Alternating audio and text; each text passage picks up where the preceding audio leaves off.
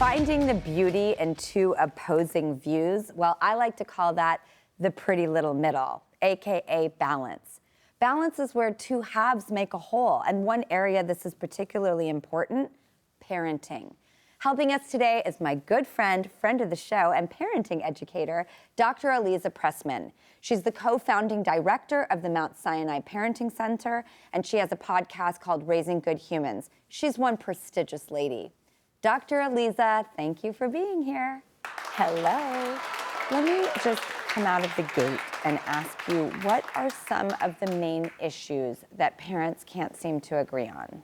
Anything that pulls up your childhood memory of being parented, which is basically discipline. Your parenting styles are reflected in discipline. Things related to boundary setting. I know a couple going through it. Rachel and Brad are happily married parents of 3, but here's a look at what's happening in their house. Drew, this is a perfect example. I literally just made the kids a real fruit smoothie, and then Brad gets home from work and he's giving them packaged fruit snacks. Fruit snack for you. And here's one fruit snack for you. That kind of stuff drives me crazy. I want to make sure that the twins don't get hungry, because if they do, then it's meltdown city. Sometimes it takes a while to cut up fresh fruit, but you're just not sure that they're going to eat them. 9 times out of 10, when I get home from work and Brad's already with the kids, they're on their tablets. So let's just see. Hey guys! Welcome home! Hey! What you doing, Junebug? It's educational. Sometimes I need to get things done. I'm not above using screen time to occupy the children. It is very frustrating for me when I'm the only one that's trying to make an effort to make dinner time a nice family conversation.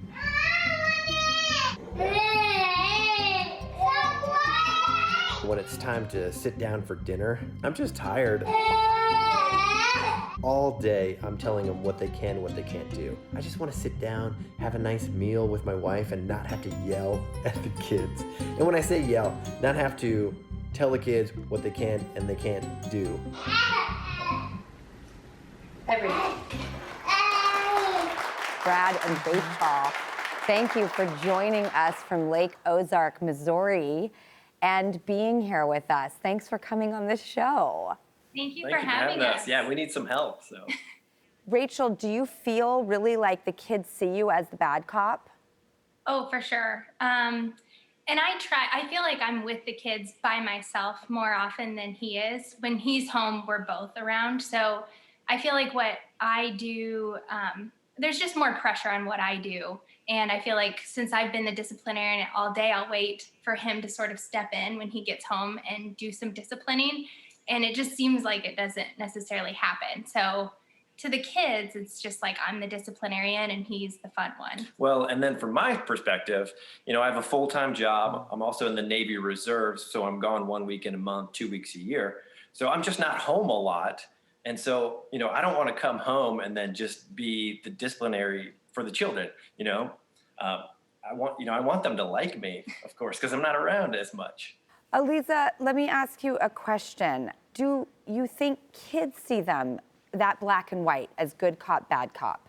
I love that question because what Brad just said when he said, I want them to like me, there's an assumption that they're not gonna like you because you give them boundaries or have some expectation of their behavior, but we don't actually know what another human being is thinking. And so it's a really good opportunity to say, maybe they feel really safe because there are boundaries and there's some sense of what is expected of them, but with sensitivity and kindness and a sense of humor. So there's a way to do both of those things and be liked by your kids. You're still their guide, not their buddy. And so you can have both of those, but it makes so much sense if you feel like, well, I'm not there very much. I want them to like me. So I just want to also straighten that out. Your kids will have respect for you and feel safe when you create certain predictable boundaries, but also have time for fun, and you don't need to be so attached to every one of those rules. So on the other side of it, letting go and saying, the world is not going to end if we have a little bit of a crazy night. It might be that you still go to bed on time or you do whatever it is that's like the bigger picture of the boundaries, but the little details don't matter so much. Already your tone with each other isn't negative. You can really provoke an emotion with a certain tone of the way you're saying things. And you guys seem like a really strong, happy couple. And I think what you're going through is just really typical, and we get it. Yeah, we really try to actively put our marriage first and be parents second, even though it's not really, I don't know, it's not easy to do at this stage, because our twins are 2.5 and we have a 10-month-old daughter. So it's not easy to put each other first and, then take care of the children. So. Well, Aliza, you used a certain word, and it was shaming. When you make people feel ashamed for the approach of sort of trying to figure out your differences. Please talk to that.